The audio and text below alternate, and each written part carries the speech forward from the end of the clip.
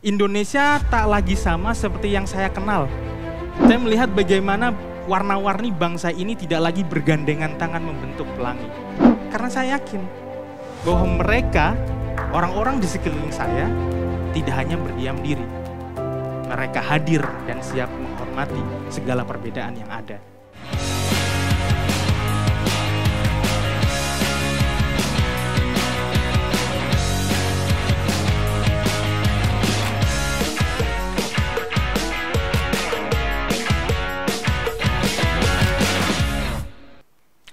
Selamat siang, salam sejahtera bagi kita semua. Assalamualaikum warahmatullahi wabarakatuh. Perkenalkan, nama saya Fikri. Saya lahir di sebuah desa kecil di Cilacap, Jawa Tengah. Saya adalah anak kampung yang selalu dimanja dengan segala kemewahan menjadi mayoritas di Indonesia. Saya Muslim dan saya Jawa. Hidup di tengah masyarakat yang homogen membuat saya tidak pernah merasakan kesulitan, khususnya dalam melakukan aktivitas-aktivitas keagamaan. Tempat ibadah samping rumah. Jadi kalau Tuhan manggil ya saya tinggal ngesot aja. Dunia pendidikan saya juga memiliki warna yang sama, yaitu lembaga pendidikan Islam. Nih ya, TK saya di Rodotul Atfal, terus SD saya di Madrasah Ibtidaiyah. Kemudian saya mondok di pesantren Pabelan di Magelang selama 7 tahun. Dari SMP, SMA, sampai ngabdi 1 tahun di sana. Tamat dari pesantren, saya kemudian kuliah di UIN Jakarta, Universitas Islam Negeri. Islam maning gitu kan. Sampai teman saya bercanda gini, ini Fikri kalau nggak bisa masuk surga itu kebangetan banget coy. Lah 20 tahun saya habis. Saya selalu sekolah di lembaga pendidikan Islam. Ya harusnya ya, saya udah punya kenalan orang dalam lah di surga nanti kan. Kehidupan yang homogen ini membuat saya seperti raja di rumahnya sendiri. Hidup saya ya aman dan nyaman-nyaman saja. Rasa aman dan nyaman ini kemudian seketika berubah menjadi kecemasan dan ketakutan. Ketika saya mendapatkan kesempatan untuk sekolah di University of Sydney, Australia. Ya gimana enggak? Ini adalah kali pertama dalam hidup saya menjadi kelompok minoritas. Ini memberikan rasa kekhawatiran tersendiri bagi saya. Apakah nanti di sana saya bisa beradaptasi dengan baik dengan budaya yang berbeda? Apakah mereka yang mayoritas dapat menghargai minoritas seperti saya? Apakah saya bisa beribadah dengan seleluasa saya di Indonesia? Dan benar banget, di semester pertama, saya langsung mengalami bagaimana ketidaknyamanan menjadi minoritas. Musola kampus, tempat saya sholat dan beristirahat, diserang oleh orang-orang yang membenci Islam, Islamofobia. Mereka merusak semua barang-barang yang ada di musola, mereka ambil uang kantin kejujuran, mereka coret-coret tembok dengan kata-kata yang kasar. Yang intinya adalah mereka menuduh bahwa Islam adalah teroris. Bagi mereka, kami yang Muslim tidak berhak untuk berada di sana. Pengalaman yang mengerikan juga itu dialami oleh teman saya satu angkatan. Dia perempuan dan dia berhijab. Saat mengantri di halte bus gitu, ada orang yang menyela antriannya lalu bilang kayak gini, "Mengapa kamu masih di sini? Kamu tidak memiliki hak untuk di sini. Go back to your country." Katanya gitu sambil mendorong tubuh teman saya tadi. Di titik inilah kemudian saya merasakan betul bagaimana ketakutan yang luar biasa menjadi kelompok minoritas. Rasanya tidak aman, rasanya tidak nyaman untuk membuka identitas saya sebagai seorang Muslim. Pun demikian, saya juga sadar ketakutan yang saya alami ini belum ada apa-apanya gitu dibandingkan teman saya yang tadi. Saya sih laki-laki, jadi tidak menggunakan atribut keagamaan yang mencolok.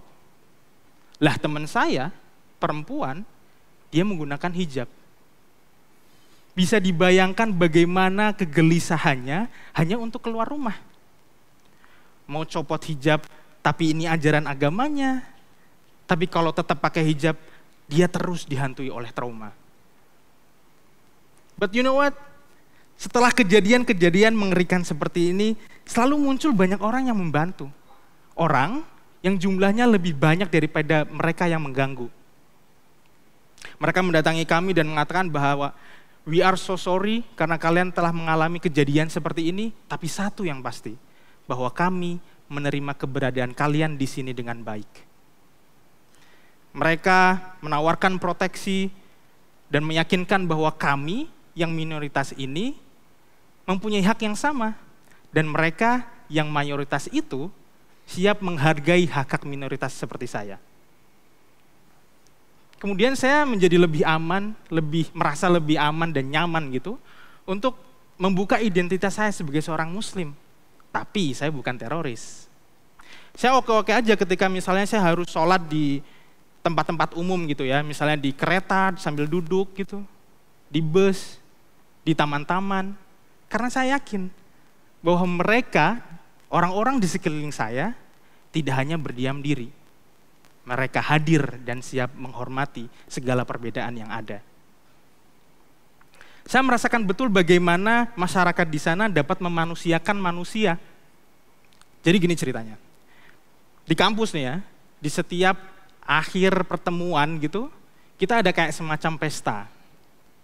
Sambil berdiskusi dengan santuy gitu, sang dosen menyiapkan makanan dan minuman. Ya, minuman beralkohol lah pasti ya. Yang buat hati saya terenyuh adalah sang dosen selalu menyediakan minuman non-alkohol khusus untuk saya yang satu-satunya muslim di kelas, tanpa saya harus meminta terlebih dahulu. Keren banget. Pengalaman menjadi minoritas ini membuat saya berintrospeksi diri. Apakah ketika saya menjadi mayoritas, saya sudah menghormati semua minoritas di Indonesia? Apakah saya sudah cukup toleran terhadap mereka? Lalu saya bertekad, sekembalinya saya ke Indonesia, saya ingin menyebarkan nilai-nilai perdamaian dan bertoleransi, seperti halnya orang-orang di sekitar saya ketika saya di luar. Sekembalinya saya ke Indonesia, rasanya ada yang berbeda gitu. Indonesia tak lagi sama seperti yang saya kenal. Jadi pas waktu kecil, saya tuh selalu diajarkan untuk patut bersyukur atas dua hal. Pertama, lahir di Indonesia. Kedua, lahir sebagai muslim. Saya harus bersyukur karena saya tuh lahir di Indonesia yang katanya bangsa yang majemuk, di mana banyak suku, agama, dan aliran kepercayaan dapat hidup rukun, damai, menerima perbedaan. Saya harus bersyukur karena saya itu lahir sebagai seorang muslim. Kenapa? Karena Islam adalah rahmatan lil alamin, pembawa perdamaian dan rahmat bagi seluruh alam. Namun faktanya bertolak belakang. Saya melihat bagaimana warna-warni bangsa ini tidak lagi bergandengan tangan membentuk pelangi. Mereka tersekat-sekat, terkotak-kotak. Warna yang katanya mayoritas itu seperti rasanya kayak udah paling benar dan udah paling berhak banget di atas negeri ini. Saya melihat bagaimana kebencian, intoleransi, dan radikalisme kian tumbuh berkembang biak dengan baik di Indonesia. Kacaunya adalah kebanyakan pelakunya itu orang Islam, sama seperti saya. Kata Allahu Akbar bukan lagi digunakan untuk memuliakan Tuhan, tapi sebagai penyulut semangat untuk melakukan kekerasan. Bangsa ini udah kayak hidup di atas papan catur, coy. Dilihat hanya hitam dan putih, salah atau benar, siapa lawan, siapa kawan. Kondisi ini membuat saya bertanya-tanya gitu kan. Ada apa dengan Indonesiaku ini yang katanya gemah ripah loh jinawi? Apakah slogan Bhinneka Tunggal Ika tidak lagi relevan? Ada apa dengan Islamku ini yang katanya rahmatan lil alamin, katanya cinta perdamaian, tapi kok suka pakai kekerasan? Saya juga mulai bertanya-tanya, apakah di Indonesia masih ada manusia-manusia yang dapat diharapkan untuk menyebarkan pentingnya nilai toleransi dan perdamaian masih ada di negeri ini?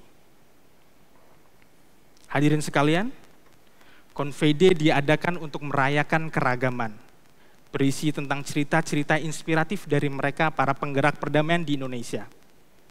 Rekan-rekan, selamat datang dan bersiaplah terinspirasi.